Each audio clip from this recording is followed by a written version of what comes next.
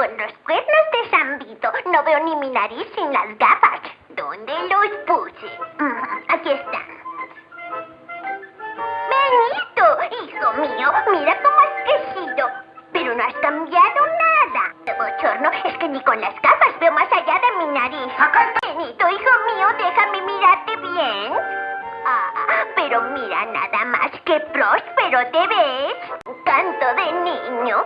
¿Y quiénes son todos esos apuestos caballeros? Cantador y poético. Oiga, ¿qué tanto dijo, Lo siento. Benito bonito, qué emocionante. ¿Ella? ¿A quién? ¿A Benito?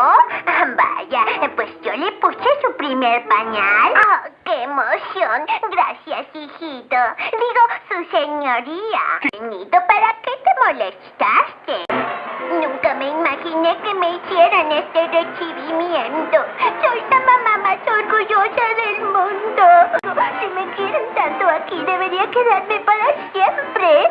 Pero yo creí que te gustaría que yo me quedara aquí. Tienes razón, hijo. Yo estaré en casa esperando tu regreso. ¿Un barco? ¿Yo? Claro que sí. Así es como debo sostenerla, Benito bonito. Entiendo.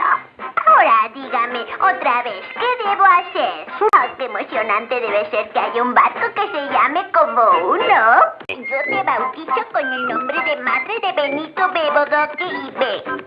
Yo no sabía que tenía que votar al capitán al mismo tiempo que al barco. Vaya, qué importante suena eso. Vaya, todos esos autos están esperando la inauguración del puente. Volado. ¿Pensás que solo cortar este pequeño listoncito va a ser todo eso? Eres un alcalde muy listo, hijo. Te recordaré con alegría este día mientras viva. Muchas gracias, hijito. Ahora, Pero quiero confiarte un secreto. A mí no me importa gran cosa lo que seas o dejes de ser, alcalde o no. Yo te quiero de todas maneras. Adiós, adiós a todo mundo. Y gracias por sus atenciones.